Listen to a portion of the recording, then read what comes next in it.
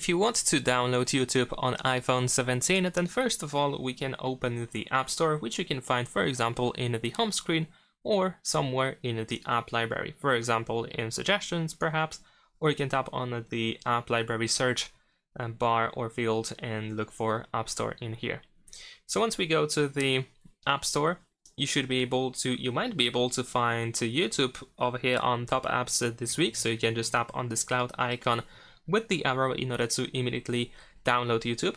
You can also tap on this search icon on the right side, or you might need to just simply tap on this search field at the bottom and you can type YouTube over here.